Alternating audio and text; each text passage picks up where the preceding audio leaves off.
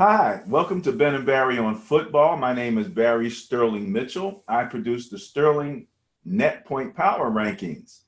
My compadre in crime here is.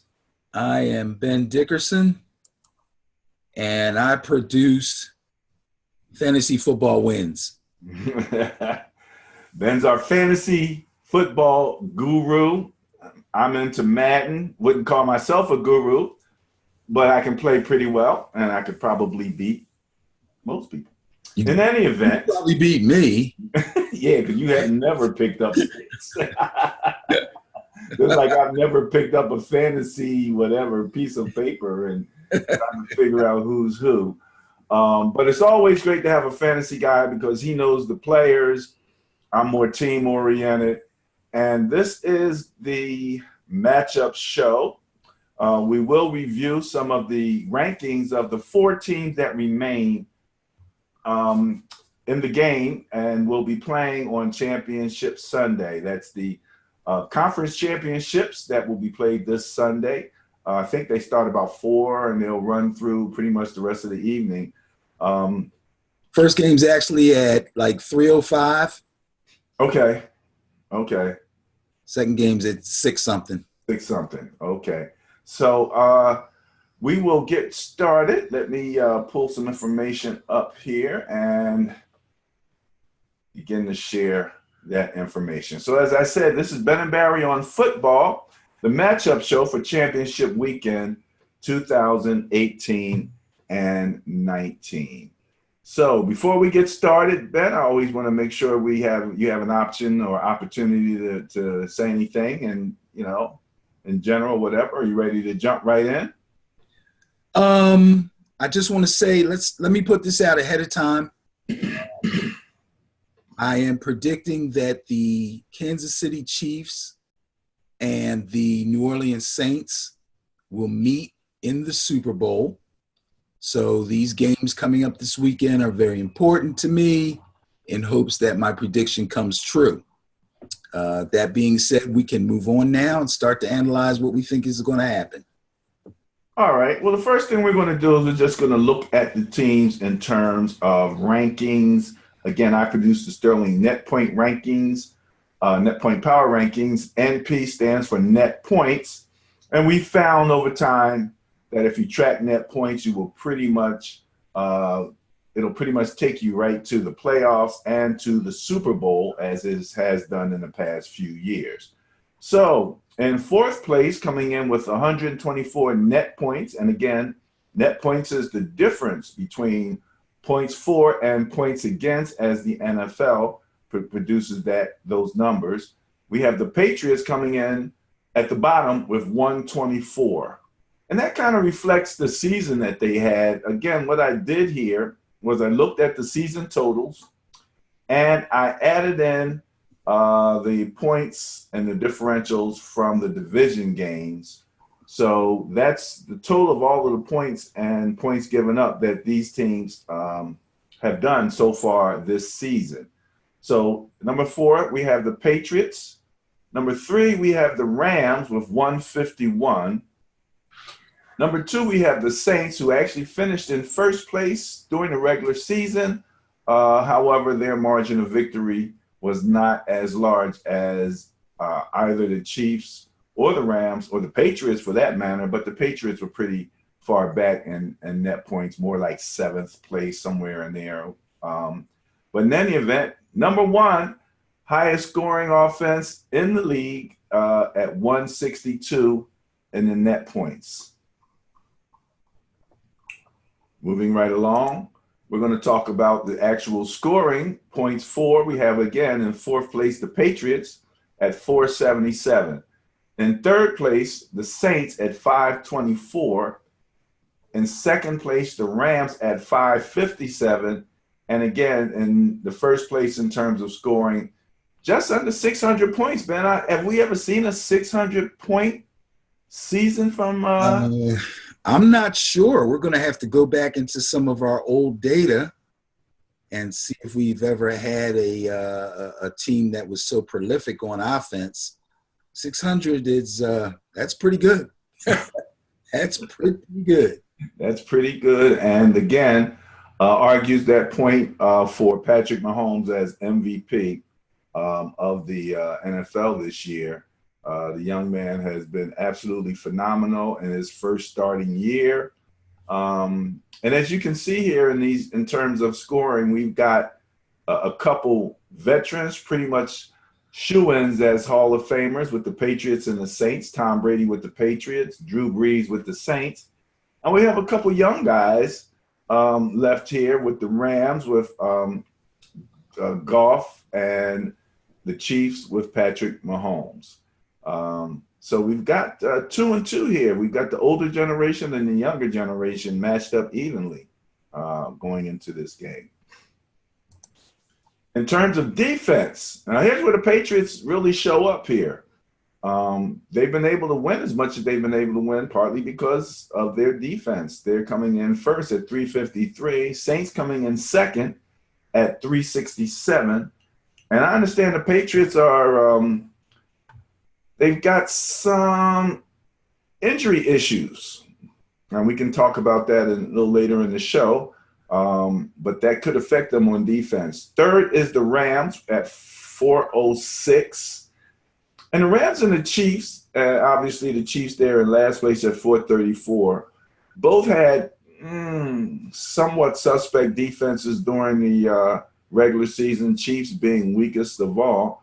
But they've got Mr. Berry coming back, helping their defense, and I understand their defense looks a lot different with him, Eric Berry, and the backfield there.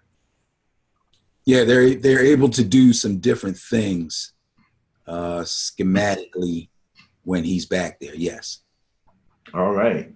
And then Todd. Todd stands for turnover differential. And again, that's the difference between giveaways and takeaways. Saints coming in fourth with 9. They're all in the plus. The one thing about net points and turnover differential is that these are the two areas where you can have both negative numbers and positive numbers.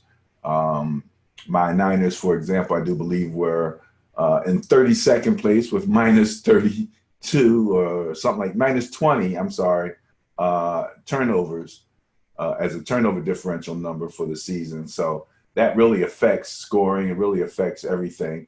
And that's why we make sure that we include it. Chiefs coming in 8 with 8 plus 8 in turnover differential, Rams with plus 11, and the Patriots with plus 12. So those guys really know how to take the ball away.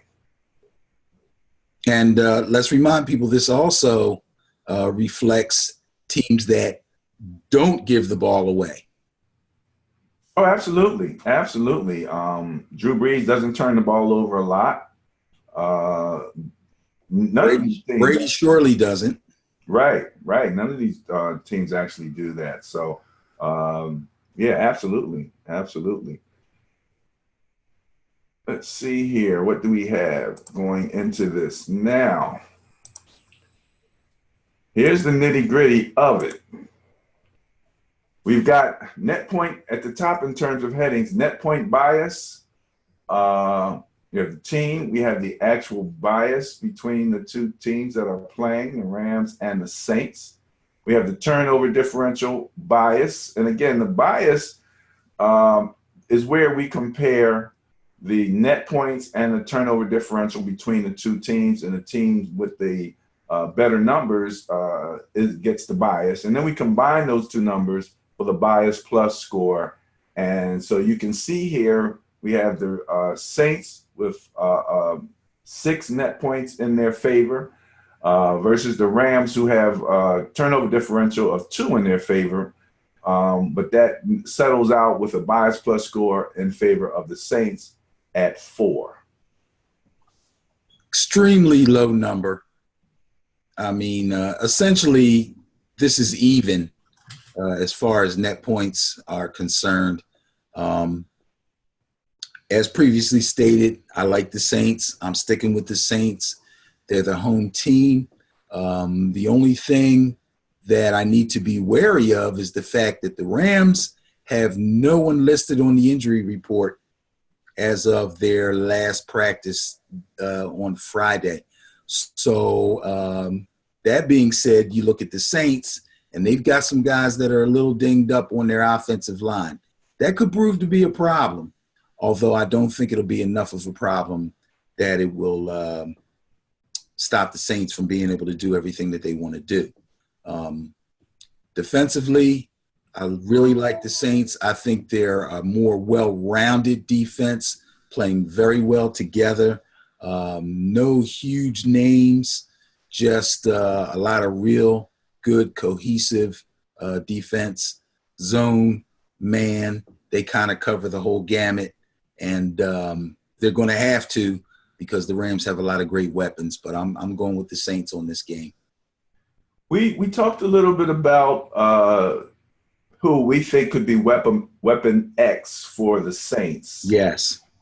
Yeah, you found some information. I didn't get a chance to look at it. Can you tell me what you saw? Oh, it's so much. I can't tell you all of it. I wanted to take a deeper look at my man Taysom Hill. Now, Taysom Hill, if you've been watching the games, which I hope you guys have been, if you've been keeping up with us, then you have to watch the games. But Taysom Hill is the guy that they put in on all special teams. He runs down on kicks. He can return kicks, kickoffs, and punts. He's on the punt team sometimes as the guy that's right behind the line of scrimmage that picks up anybody that breaks through to protect the punter. He also takes direct snaps from that point on fake punts. They also put him in the we'll call it a wildcat look, because everybody knows what the wildcat look is. The great thing about Taysom Hill is he was drafted as a quarterback. Oh, I have to stop saying drafted with him, because one of the things I found out is he was not drafted. He was an undrafted free agent. Wow. And guess who signed him? You'll never guess. I'll tell you. It's the Green Bay Packers. Yes, he was actually playing for the Packers, and he actually did get some early playing time, but not enough where we really took notice of him. And I feel bad about that, because I pride myself on finding these little diamonds in the rough, and I can't honestly say that he stood out to me, but he supposedly made some special team plays for the Packers, and then ended up getting cut, I believe, and picked up by the Saints. So you can find him just about everywhere except for defensive back, which he probably can play that too. This guy's a Swiss Army knife. He does it all. But the thing that sets him apart from most other teams and the guy that they use in the Wildcat is they usually use a running back. But this guy is a true quarterback. He was signed by the Packers as a backup quarterback. And he is also a backup quarterback, albeit third string officially behind Teddy Bridgewater for the Saints. But he can throw the ball. Yeah. Yeah, he can quarterback. Deep. Yes, he played at Brigham Young University. Oh, okay. He's a Mormon. He did his little thing that they do, his little 2-year thing. And he had some stints at starting quarterback with Brigham Young, but he suffered some injuries. He had an injury on his foot. He had a shoulder.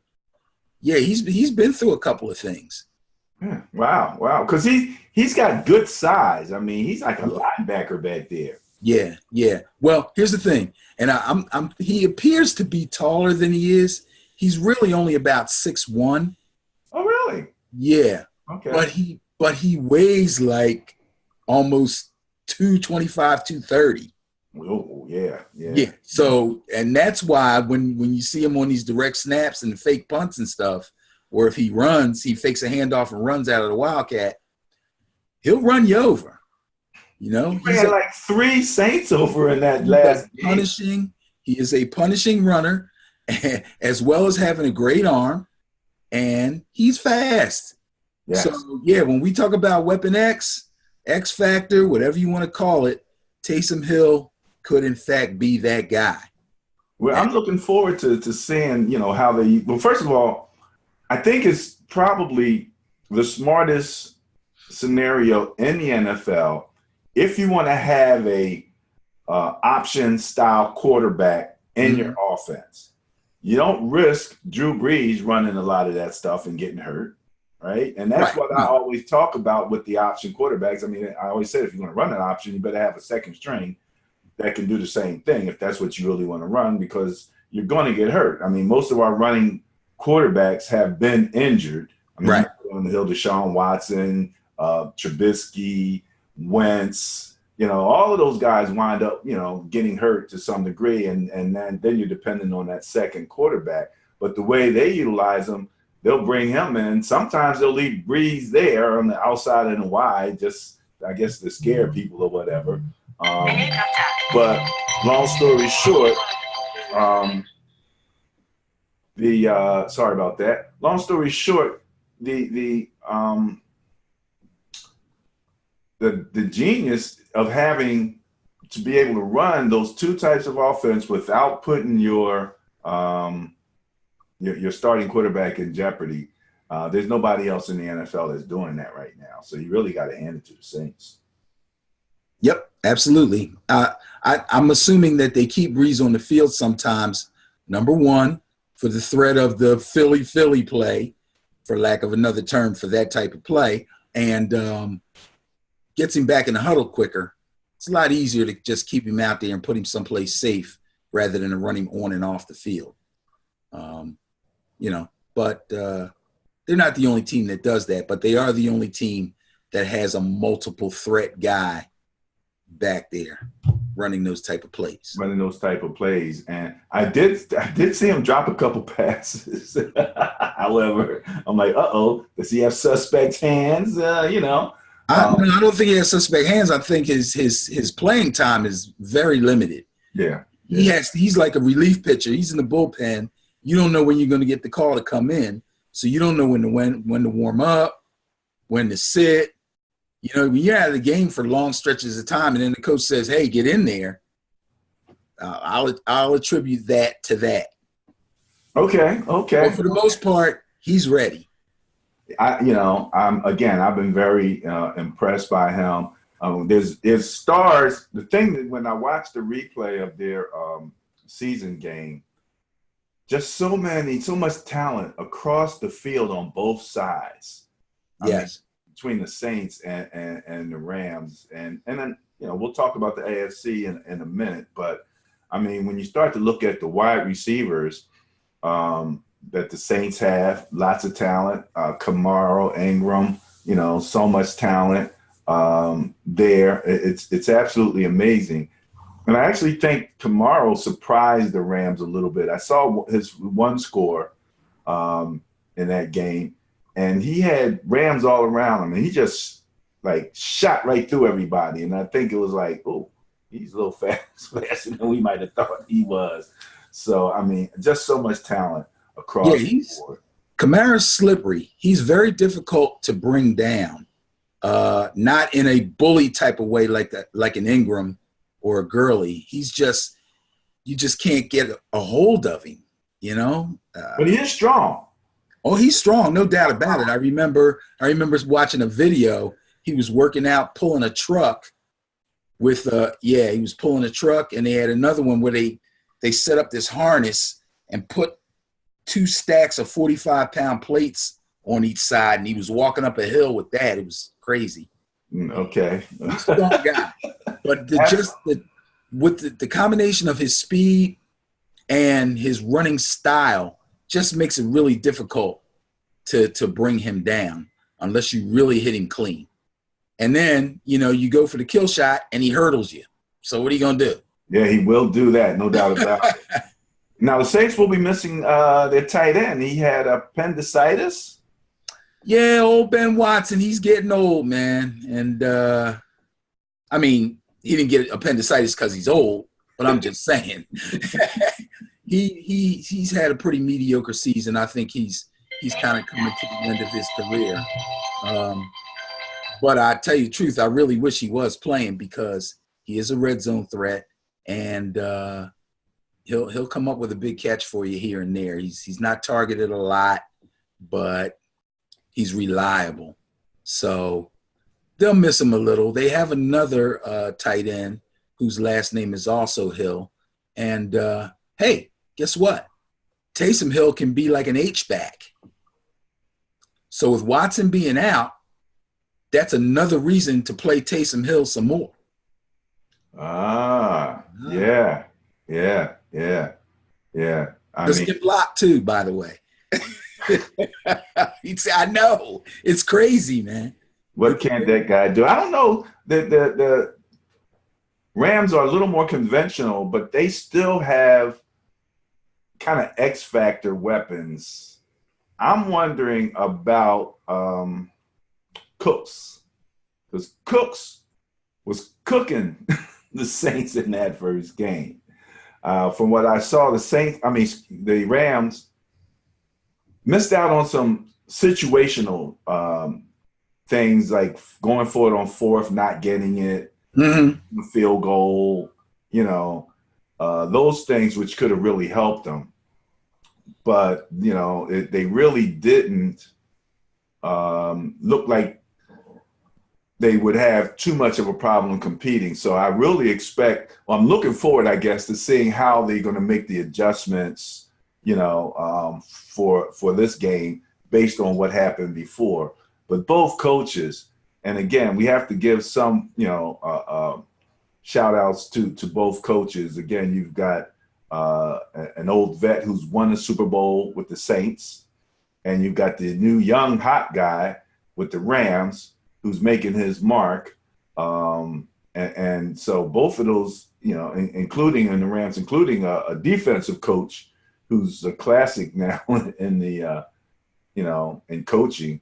So, it's the coaching battle is going to be extremely interesting because I believe they've got surprises in their back pockets on both sides. No doubt about it. This game is going to be so entertaining.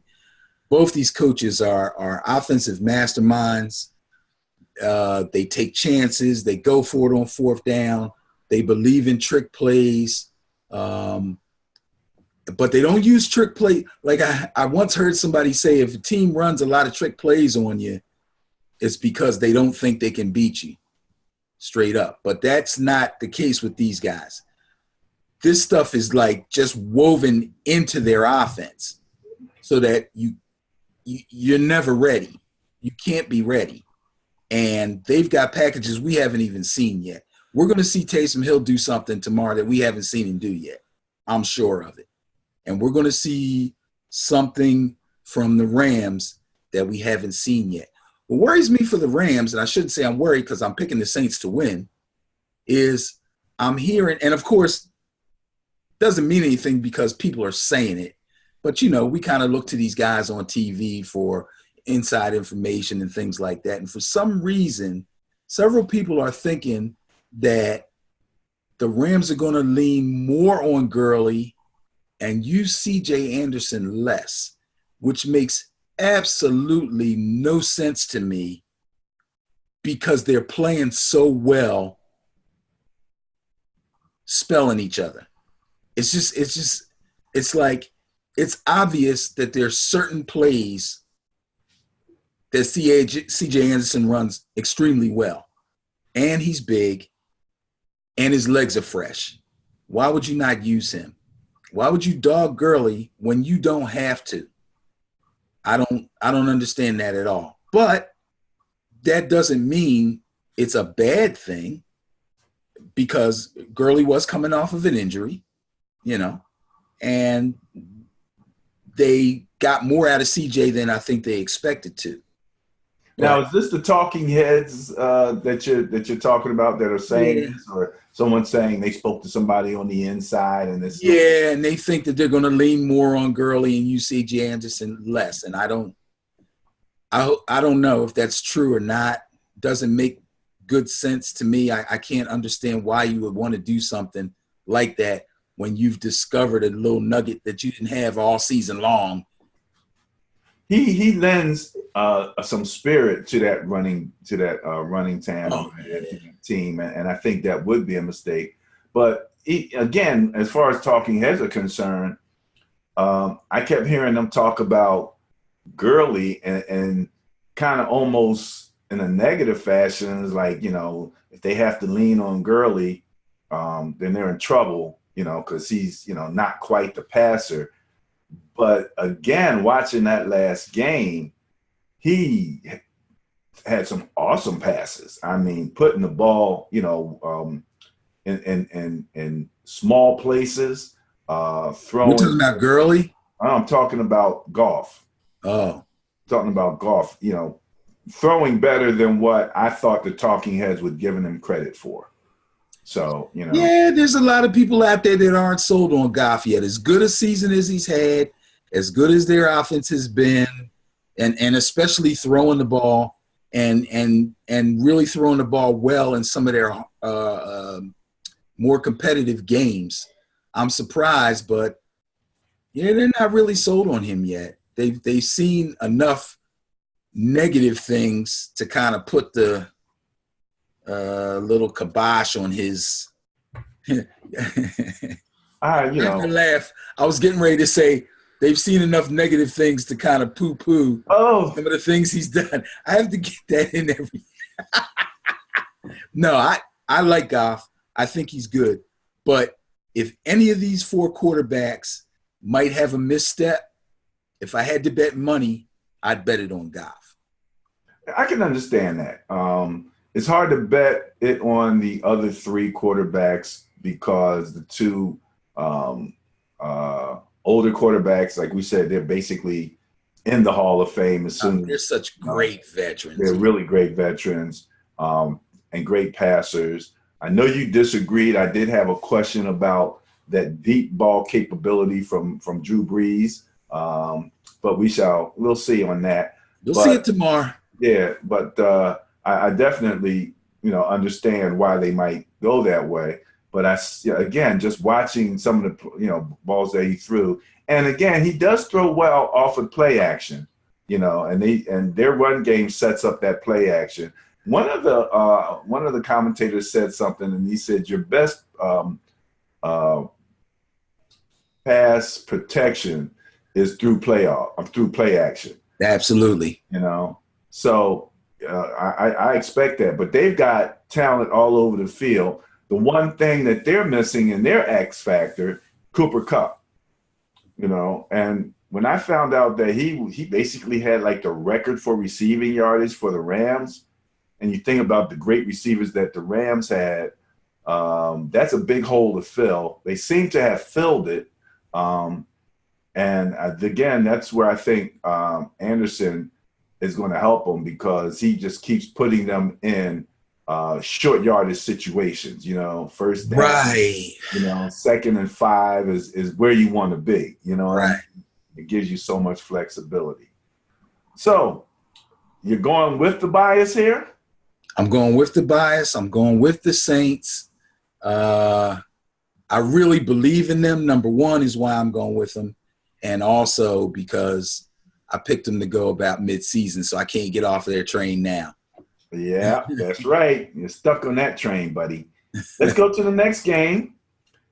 Chiefs-Patriots. Now, look at the bias.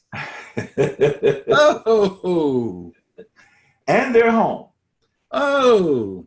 And they're home. Now, 34 is not a super duper bias. It's not like the previous one where it's practically a zero bias. Oh, no, we've seen gigantic biases. So this is not a huge bias. I was thinking it would be a little closer like the previous game we talked about. More so in the teens. But again, during this does include the production during the season where the Chiefs outscored everybody and even was able to be in the top 2 or 3 in net points despite the weaknesses of their defense, who came in, I think, 24th for the season. But as of lately, have been playing really well, especially their front group. And now with Eric Berry coming back, maybe that secondary will be a little more solidified. I think the only question that I have, who's the D-back that's making all the waves at the podium now, talking all the stuff about Gumbo? Oh, that's Marcus Peters. Marcus Peters. He's on the Rams. Right. Okay. Get that. Yeah, okay. I'm thinking. Well, he was with He was with the the Chiefs. Chiefs. Okay. All right. Yeah. So not 100% crazy, just 90%. All Yeah, right. you remember him with a red jersey on, but yeah, it's the same guy. He's with the Rams now. He And was. he was pretty butthurt after that after Yeah. that game during the season because Sean Payton kind of really dissed him. Like he's talking about we saw a matchup and we really, really liked it. And basically he's saying this dude can't cover Michael Thomas.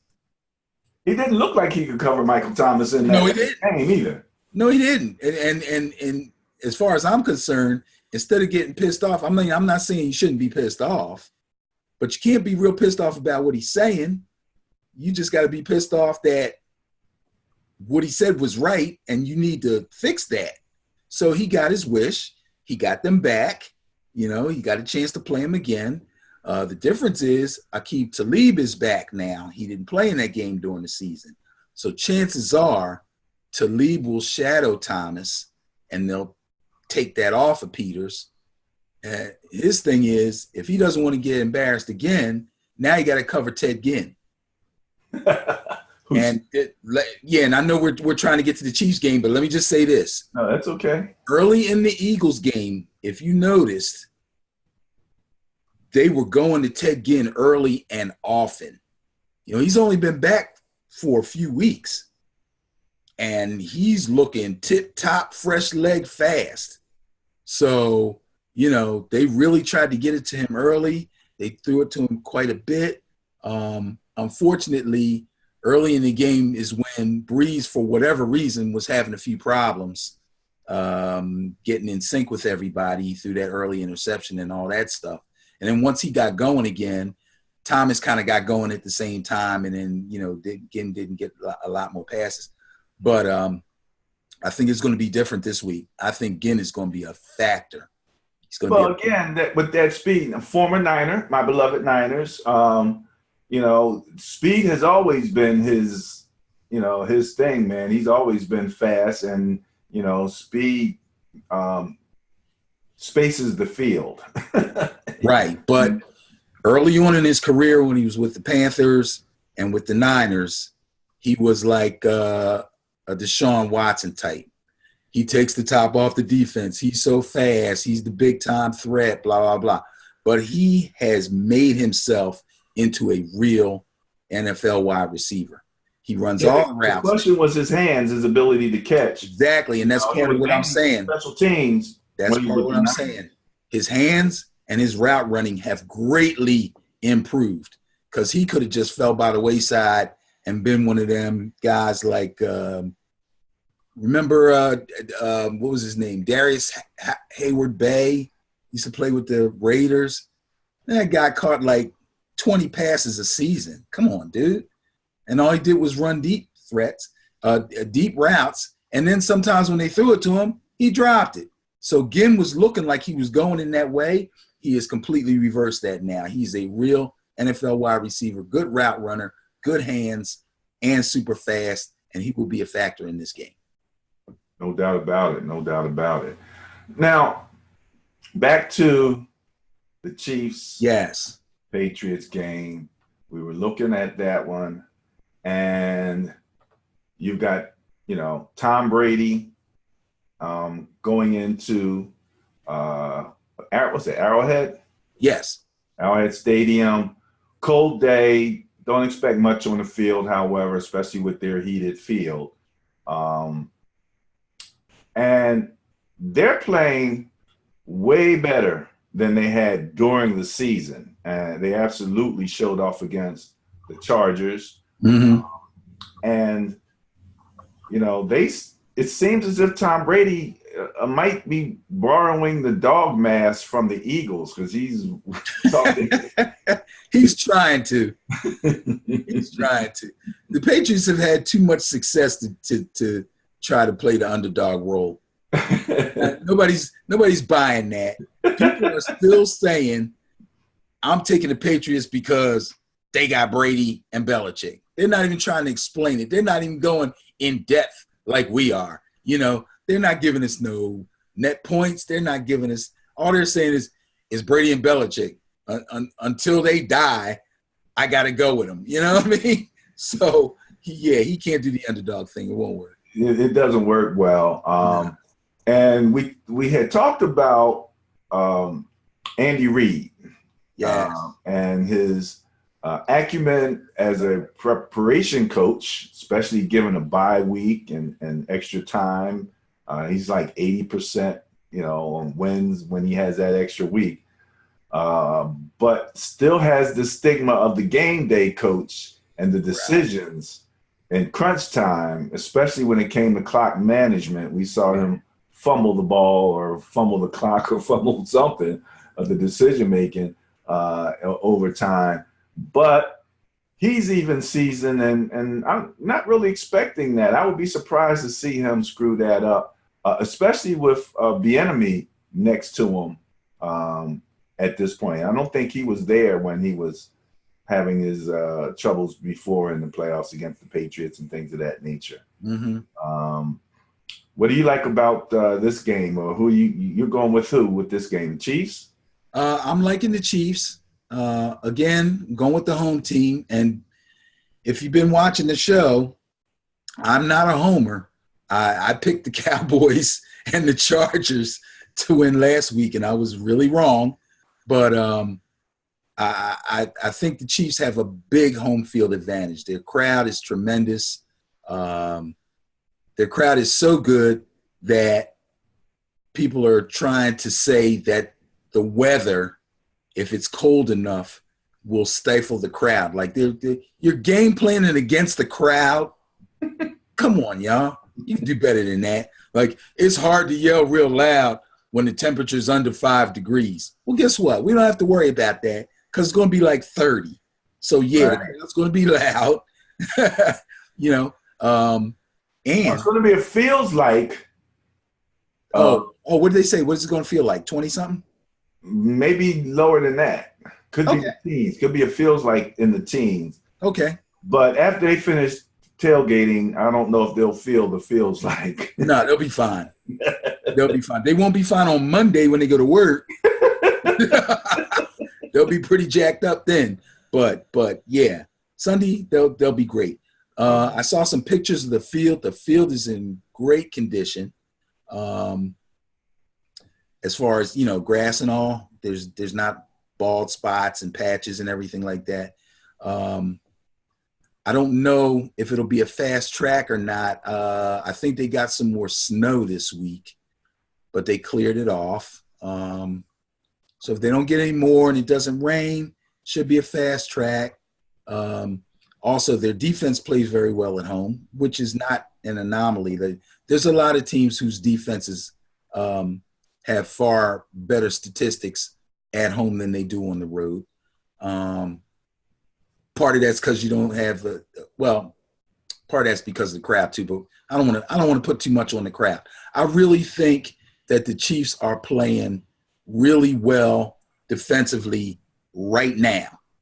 And we've seen in previous Super Bowls, it's the team that gets hot at the right time that usually does the best. That being said, the Patriots have been slowly building to the point where they are really running hot right now.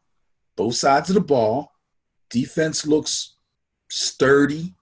Playing really well against the run. They stuffed Melvin Gordon last week, which doesn't bode well for Damian Williams. Spencer Ware is back, though. Oh, really? The other running back for the Chiefs. Yeah, he had 2 full practices this week, so he should be good to go.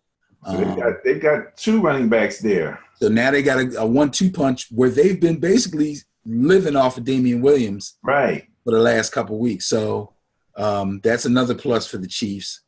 But the Patriots running back combo is so good. Sony Michel, a rookie, running hard. James White, put him in the backfield. He can run inside. He can run outside. They can flank him out wide. They can put him in the slot. They can put him in motion and hand it to him on a fly sweep. Super versatile guy. Good, tough runner. And makes up for what they lack talent-wise in the wide receiver department. And I say talent-wise because they're not really lacking production-wise at wide receiver, although you would think that they would be. Edelman's a tough cover. And then after he catches the ball, you got to get the guy down. Like he's a slippery runner. Yeah. And, Hogan just kind of beat you up a little bit, catches balls, and, and you look up, he's wide open. And, it's like, we forgot about that guy. Like Edelman will catch 8 passes and Hogan won't have any. And then all of a sudden he'll get a bomb on you. Or he'll get a huge first down. Yeah. Or he'll make a block downfield to spring somebody. So he's got to be accounted for.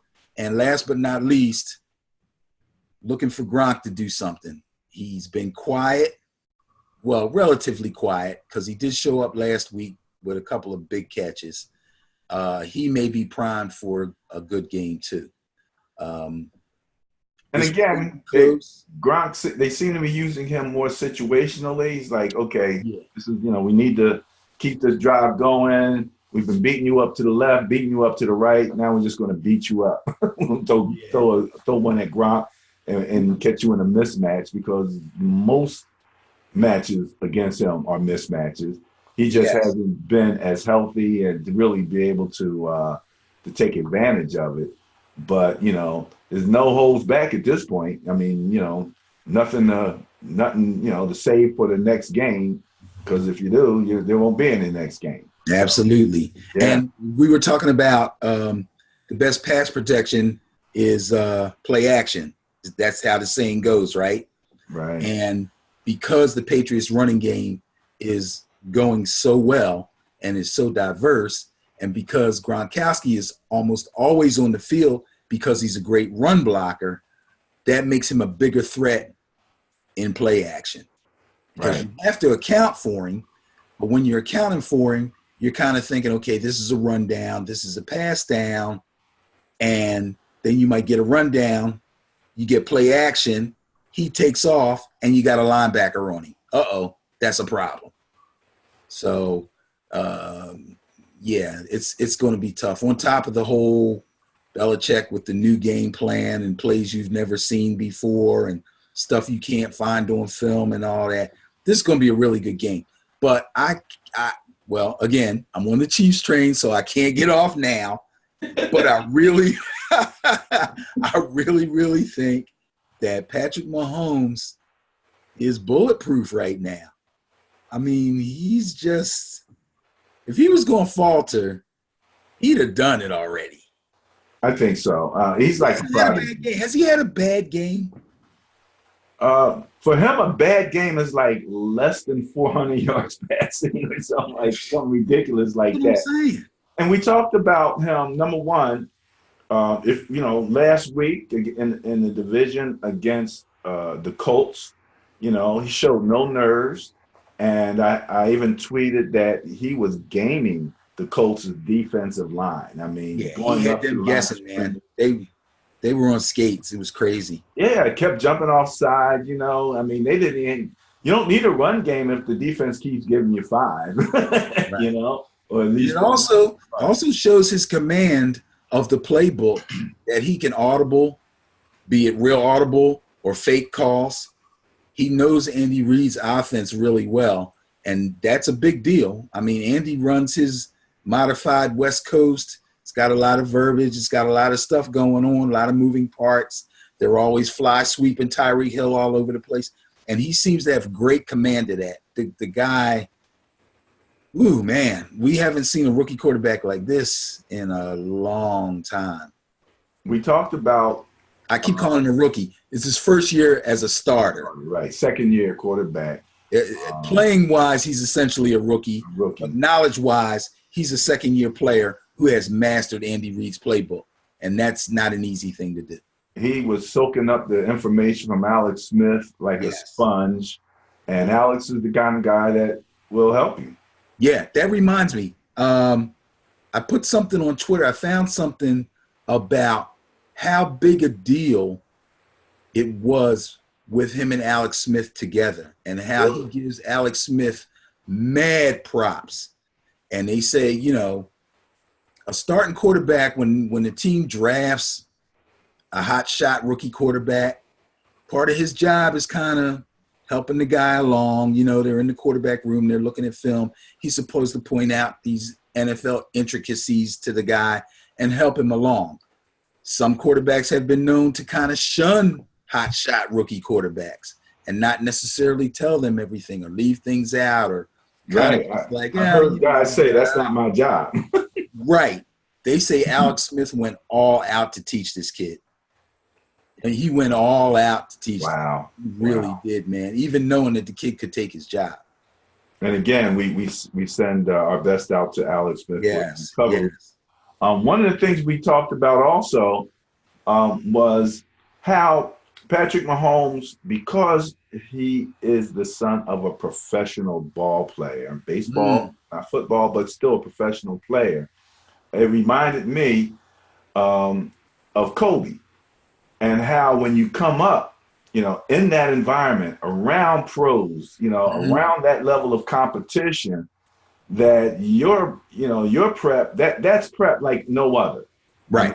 That's, you know, who can get that? Kobe came in straight out of high school. Everybody questioned whether he'd be ready to play against the, the pros. And, you know, I'm saying, well, you know, he's been playing one-on-one against pros since he was, you know, knee-high. Right. You know, so that was really nothing intimidating to him. And I think the same thing is with Mahomes. He's just been in that environment, that hyper-competitive environment, you know, and he's got, you know, a parent who's, you know, maybe was in baseball, but I'm sure has been watching him play football, you know, since, and has, you know, probably mentored him and put him in the best position. So, you know, I don't think that he is going to be nervous, or, you know, that's going to be. Even Tom Brady says he got a little bit of nerves. Everybody has a little bit of nerves. Sure. But you get out there, you get hit once, you shake that off, and it's game time. You know, and you're going for it. So, right. I don't expect him to, you know, make too many of the rookie type mistakes. And he can throw from any position. He's got talent all around him. He doesn't focus on any one particular receiver. He'll throw it to, you know, anybody, and he'll help you get open with his movement. Yeah, right. Yeah. So that's one of the things, you know, Brady, his movement is awesome in the pocket. You know, Mahomes is awesome in and out of the pocket. So, you know, I can see, you know, where your choice of the Chiefs, you know, and this could be an interesting thing if the Patriots don't win this game. It'll be interesting to see how they handle this as a team.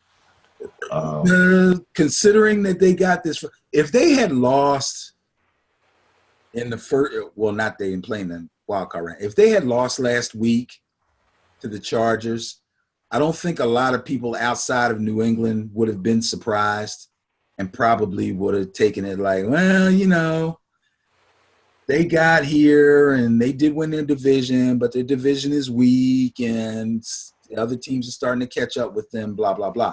But now that they're at this point, if they don't win, it's going to be a bigger deal, because now they're in position to get to another Super Bowl and another chance for people to say, oh, my God, this guy's going to play till he's 50, you know? And people are kind of, in the back of their mind, they're getting ready to say that. They're getting ready to go, oh, I don't believe it. They did it again. But we'll see. Not a negative sentiment from what I've seen, at least in social media, on my social media page. I mean, they were so many people rooting against them when they played the Chargers. Yeah. It was absolutely amazing. But again, we're in Philly, and Philly carries a hate torch. Dude, they hold grudges, don't they?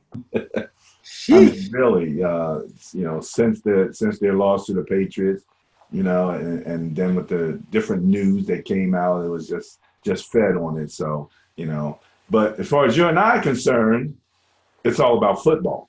Right. and he's a master at what he does. And so now, like in the old martial arts movies, you got the young master against the old master. Right. Yeah. Usually in the movies, though, the old master comes out on top. I don't know. Yeah, that's true. That's true. However, some of that's changing, so we shall see. We shall see. Right. All righty now. Well, as we wrap up our section of the Ben and Barry show, the matchup show, again, we have the bias plus score at 34 going in favor of the Chiefs. Ben's going with the Chiefs, so there's no additional argument there. We want to share our social media with you.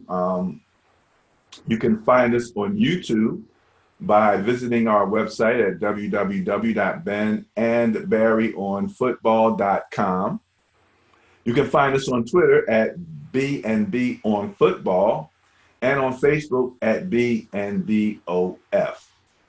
So we're going to share that, but also we want to share the actual pages. Don't think I mentioned the page for the Sterling Net Point Power Rankings, which provides the basis for our discussion here. You can find the Sterling Net Point Power Rankings both on Twitter and on Facebook at Sterling NPPR. And here we have Ben and Barry on football. Let's get our heads in the picture there. I'm the handsome one. Okay. Okay. Still look the same. Huh? So I still look the same. Oh yeah, exactly the same. Absolutely, yeah. Everything except the hat. Yeah, right. Everything except the hat. We try to share some good information. Here's one article about Randy Moss wanting to be considered as the next Viking wide receiver coach. Oh, I didn't see that. Is this real? It's real according to the MinnesotaSportsFan.com. Wow. And the only thing I had to say about it is that generally, as I remember, super talented athletes did not make the best coaches. I was going to say the same thing. That's the first thing I thought. Yeah. That's, generally speaking, that is a fact. I mean, Randy he pretty much could just run by you, technique be damned. And I'm not saying he didn't have good technique or whatever, but with his height, his speed, his jumping ability, and his catching ability being on a scale of 10, probably 11 to a 12, it's hard to teach that. It's very hard to teach that. It's extremely hard to teach that. And you're right. That doesn't usually work out. Not to say that he wouldn't be a good coach. But usually guys that aspire to be NFL coaches and think that they would be good at being a position coach are usually their end game is to become a head coach. I mean, nobody's like, oh, my dream in life is to become a wide receiver coach in the NFL. You know what I mean? That's a good point. I mean, I was enjoying him as a commentator. He had some interesting things to say. Oh, he's not bad at all. I like him. Yeah, the funny thing about him is that he reminds me of the career of Mike Tyson in that he was one way, somewhat antagonistic, somewhat mean, somewhat, when he was playing. And now that he's not playing anymore, he's like the fun guy all of a sudden. Yeah, he's real congenial. He's like, oh, come on. And he's got the little West Virginia accent. Right, exactly. So, yeah, now he's a Mr. Lovable. We'll see how he does as a coach. I wish him the best no matter what he decides to do. Right. And then, as I said, you can find us on Twitter. And the thing that we like to mention on Twitter is that I believe we have a great list of people that we are actually following. Dan Orlovsky here, he's the new guy with the telestrator, former quarterback, and he loves to point out information, um, and really sort of diagram things. So if you get a chance to watch him, check him out. Patrick Mahomes, again, we talked a little bit about That's the him. article. That's the article about his relationship with Alex Smith. Is that the article? That's it right there. Okay. So there you can find that article. And again, the people that we're following, if you're into football and you want to be up on what's going on, check us out. Check some of these people that we're following. Follow them. We talk always about NFL Mexico because they're so much fun to listen to when they call games, and the NFL football operations. So if you have any questions about what the rules are, yes, that's a good place to go. That's the place you want to go. And the behind the scenes stuff, everything you might want to know about football. We all love the show Inside the NFL. We could watch them tell us straight stuff. Great You were saying that you had a chance to watch that recently and kind of forgotten about it, eh? Yeah, it comes on every week on Wednesday, but you can always, they replay it on Thursday and Friday. It might even be on again tonight. So I forgot to watch it this week, and I said, you know what, before I go to bed, I'm going to go on demand and I'm going to bring it up and take a look at it. And it was a really good show. And the basic hosts are the guy James Brown, of course, along with Phil Simms, Boomer Esiason, and Ray Lewis. And then they bring in special guests every week. It's usually the same few guys, and every once in a while they'll do a different person. But sometimes it's Michael Irvin. It used to be Brandon Marshall. Right. Yeah, but I haven't seen him on this year. So they'll bring in Michael Irvin. And yesterday or this week, they brought in Steve Smith Sr., who is a funny dude. Another guy who was ready to fight everybody on the field. And now he's the funniest guy. He's hilarious. But that tough guy thing, that's real. Like, he's no joke. He's a pit bull, man. Yeah.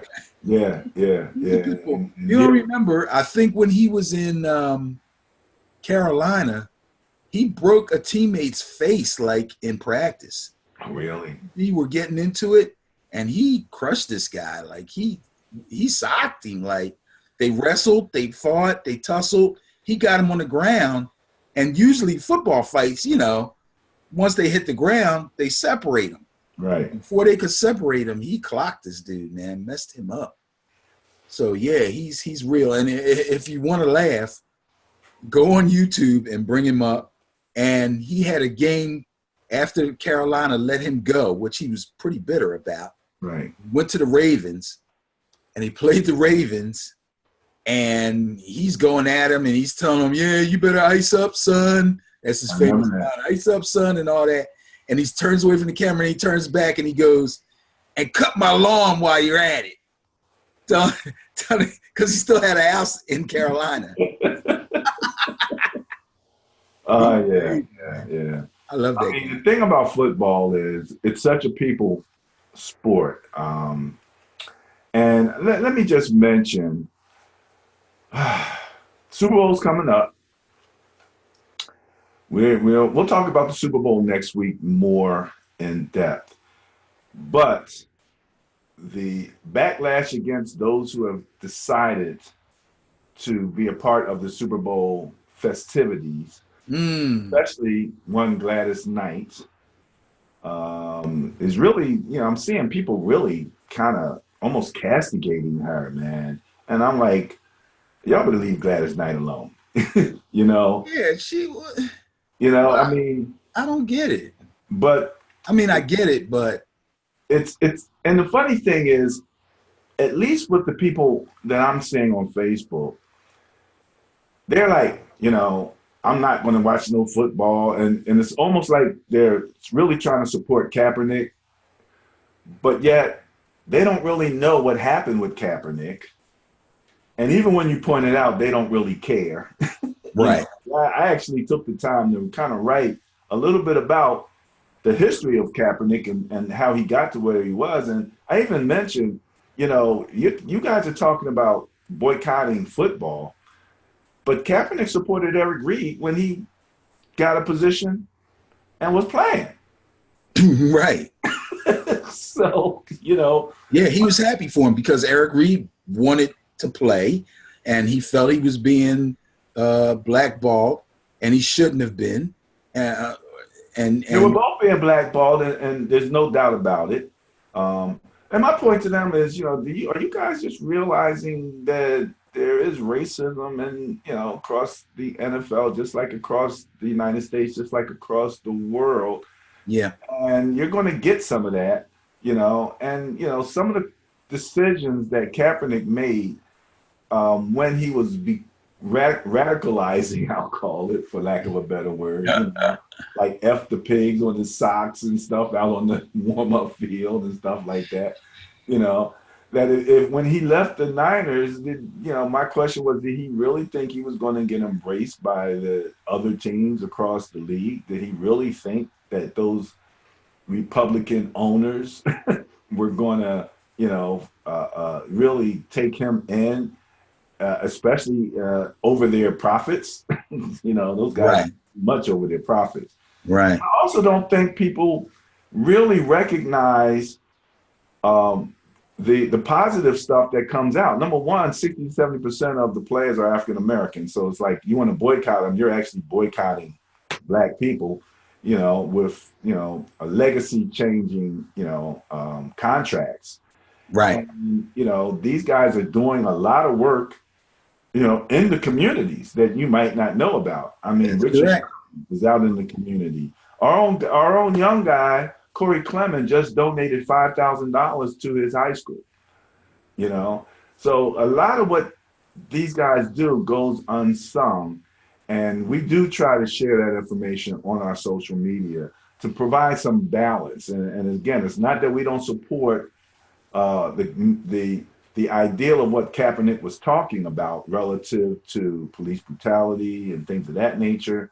But by the same token, we're not throwing the baby out with the bathwater. There's two sides to everything. I look at that, there's a positive and a negative. You have to recognize both sides and then make your decision. And too often I see a lot of people who have zero skin in the game, making all types of proclamations and Right. things of that nature. But they're not turning down any multi-million-dollar contracts, and they're No.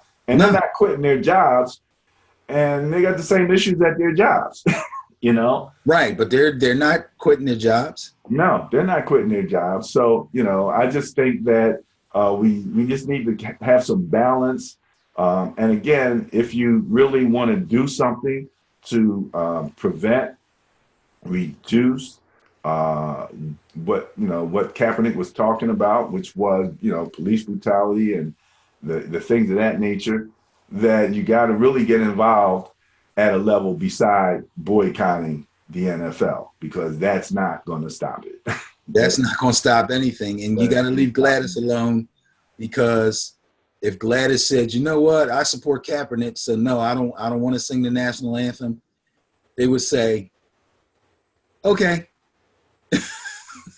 Right. get somebody else. Get somebody else to Right. do it. I mean, And even if she did do that, it would be a blurb in the news and it would be over. right, exactly. So, long story short, and we support the ideal, question some of his tactics and movements and decisions, going through when he went through the change, especially walking away from the contracts, not competing for the Niners quarterback spot, not even acting like he was really interested in competing and being a Niner. And as I always say, as a Niner fan, dude, that was the only team that supported you. I literally watched Chip Kelly, um, handle a room full of reporters who were all, coming at him about Kaepernick with questions like, "Well, isn't he disrupting the, you know, the locker room and things of that nature?" And he stood up for Kaepernick with no uncertainty. He's like, "No, he's not disrupting my locker room." And he said, "What's happening to black, men, especially in America, is egregious." And I never even saw Kaepernick thank the organization, for their support. They didn't stop him from protesting. They didn't stop him from kneeling. They didn't do any of that kind of stuff, and I saw no loyalty going back to the Niners, and I would have thought that he would have been like, yeah, I'm with the Niners. I'm gonna be a Niner. You're gonna have to kick me out the door. But no. So I'm like, and then my next question was, did he really want to play football? Warren Moon was blackballed in the NFL as a quarterback. Went to Canada. What did you say? Won what? 5 titles? Oh no, I was talking about Flutie. I think Flutie won like 5, but I know for sure he won more than one. Yeah, yeah. Great. So and then came back and became a Hall of Famer. Sure. So it was just a matter of, you guys know I'm good, but nobody's going to pick me for no other reason except I'm a black quarterback. Right. So I'm going to go and perform in another professional league, and I know you're going to watch me, and I know you're going to see me, and I'm going to make it so that somebody has to take me. I'm going to let my talent speak for itself, and that's exactly what happened.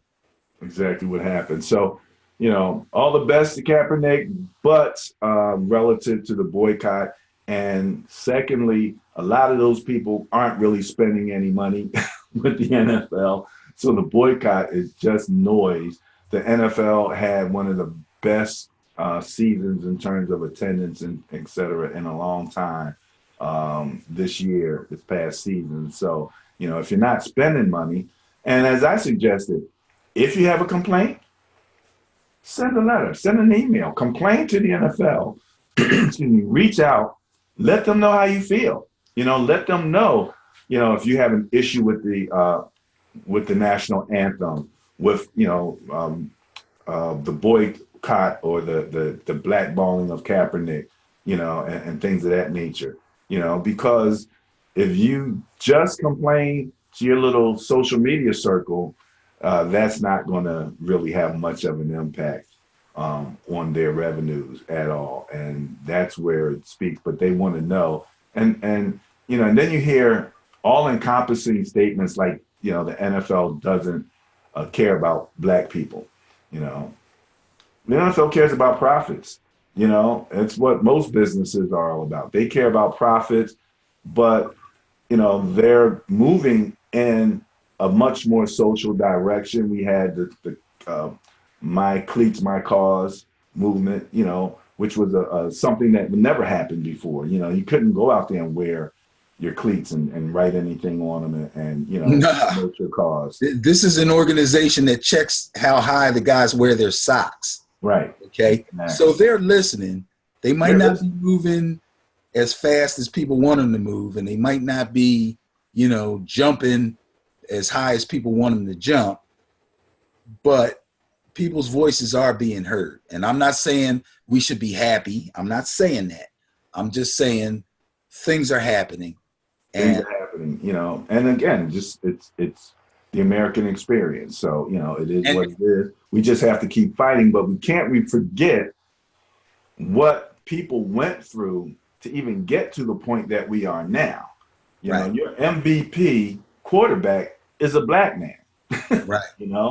And nobody's, he's a quarterback and everybody's, praising him and jumping up and down, and about him. And, it is what it is now. So these barriers are being broken. We have to continue to fight through any type of repression, corporate, sports. It's all there. They're going through it in hockey. They're going through it in soccer. Oh, are you kidding? No, we don't even talk about that. They throwing bananas at people. You know what I mean? So, it is what it is. You got to recognize the reality. and fight the power, as my boys used to say. Um, but by the same token, let's not denigrate each other, Right. because our approach is different. We saw um, a philosophical difference between Malcolm X and Martin Luther King. But as they both matured, especially on Malcolm X's side, they began to recognize, the virtues of each other's philosophy, and Right. and then move toward more mutual respect. And so that's what we're talking about here. All right, that's enough on the soapbox, Mr. Dickerson. Any last words? Oh, wait. I have a rant real fast. Uh-oh. On the flip side of that, we've been talking to the people that are pro Kaepernick and understand as best they can what he's about and what the whole kneeling thing was about and agreeing with him and hoping that things work out for the best and that we get some kind of improvements with this social injustice thing and all that. And there's the other side. The people that say, I paid money to come to a football game, and these dudes are kneeling down during the national anthem, as if that's going to take away from their football experience. And they're like, really like, oh, the game is ruined now because somebody knelt down or linked arms during the national anthem. Guess what? When the song is over, they blow the whistle and they still play the game, and the game is not affected one way or the other because of what happened during the national anthem. Not to mention that if they pan the stadium during the national anthem, those same people that were crying about people kneeling down are drinking beer, talking to their buddy, scratching their behinds, okay? And yeah, I picked the Chiefs to win the game, but guess what Chiefs fans do at the end of the national anthem? And the home of the Chiefs. Not the brave. But kneeling down is disrespectful.